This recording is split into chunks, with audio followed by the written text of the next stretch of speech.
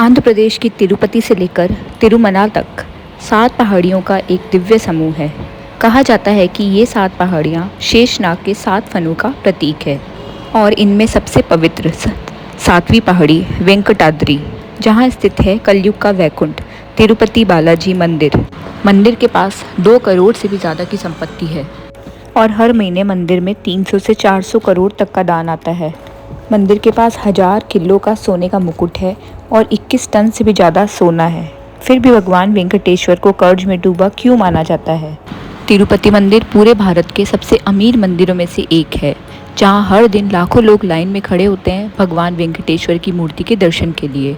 मंदिर के गर्भगृह में एसी 24 घंटे चलते रहते हैं, लेकिन फिर भी भगवान की मूर्ति से पसीना क्यों नहीं रुकता? कहा जाता है कि भगवान श्री वेंकटेश्वर की मूर्ति अपने आप प्रकट हुई थी और इस मूर्ति से छिपे कई रहस्य हैं जिसे नासा और कई वैज्ञानिक भी पता नहीं लगा पाए हैं। जब भी भगवान वेंकटेश्वर को चंदन का लेप से नहलाया जाता है तो माता लक्ष्मी की आकृति उनके सीने में क्यों दिखती है? क्यों किसी को भी मूर्ति का पिछला हिस्सा देखने से मनाही है? आइए जानते हैं। सबसे पहले देखते हैं कि भगवान श्री वेंकटेश्वर को कर्ज में डूबा क्यों माना जाता है। इसके पीछे की कथा बड़ी ही अनोखी है।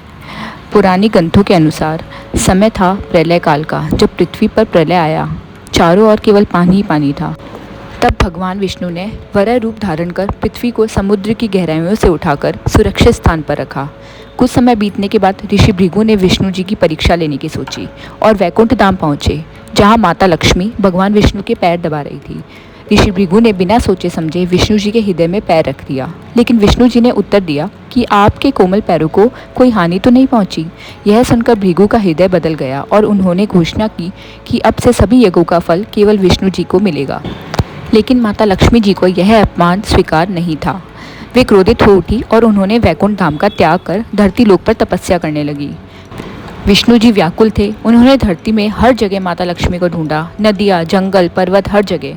आखिर में थक कर वे तिरुमला की एक पहाड़ी पर पहुंचे, जहां एक चींटी के बिंब में उन्होंने विश्राम किया।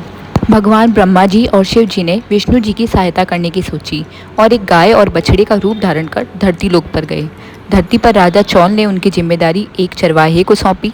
कुछ समय बाद चरवाहे ने देखा कि गाय दूध कम दे रही है और दिन के एक निश्चित समय में अपने आप गायब भी हो जाती है। चरवाहे ने एक दिन गाय का पीछा किया। चरवाहे ने देखा कि गाय एक चींटी के बिंब पर जाती है और सारा दूध दे देती है।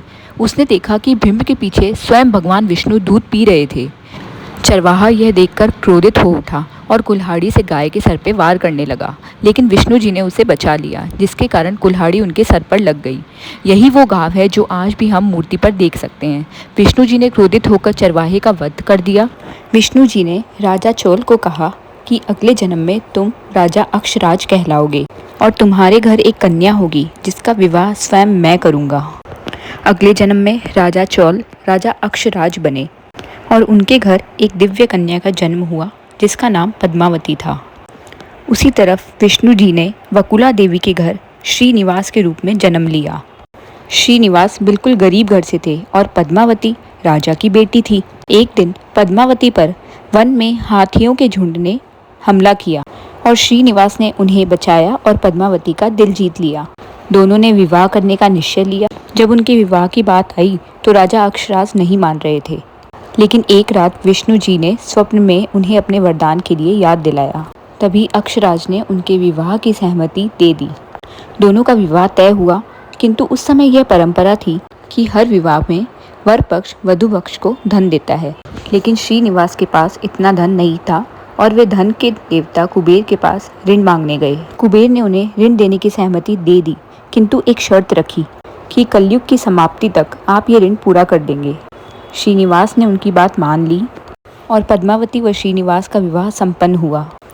यही कारण है कि हर भक्त भगवान के मंदिर में सोना, चांदी, धन अपनी इच्छा अनुसार दान करते हैं और इसी कारण भगवान श्री वेंकटेश्वर के पास इतना पैसा होने के बावजूद उन्हें कर्ज में डूबा कहा जाता है।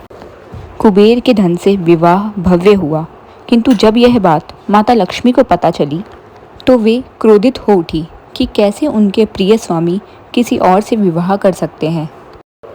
उन्होंने श्रीनिवास के सामने आकर सवाल किया कि क्या यह सत्य है कि उन्होंने किसी और से विवाह कर लिया। इसी बात पर पद्मावती और माता लक्ष्मी के बीच विवाद शुरू हो गया। और यही सब देखकर श्रीनिवास ने अपने आप को एक मूर्ति में बदल लिया और यही वो मूर्ति है जो आज भी तिरुपति बालाजी में स्थापित है। माना जाता है कि पश्चाताप के लिए पद्मावती और माता लक्ष्मी दोनों ने इस मूर्ति में अपने आप को समा लिया। इसी कथा के कारण श्री तिरुपति बालाजी को कलयुग का वैकुंठ कहा जाता है और लाखों भक्तों का मानना है कि मूर्ति जीवित है और मूर्ति के पास कभी ना खत्म होने वाली ऊष्मा रहती है और इसी कारण एसी लगे होने के बावजूद भगवान की मूर्ति से पसीना निकलता रहता है। इसी मूर्ति पर मनुष्य के बाल है जो ना ही बढ़ते हैं और ना ही उलझते हैं। यहाँ आस्था और विज्ञान दोनों नतमस्तक हो जाते हैं। वीडियो पसंद आए तो लाइक और चैनल को सब्सक्राइब ज़रूर करें।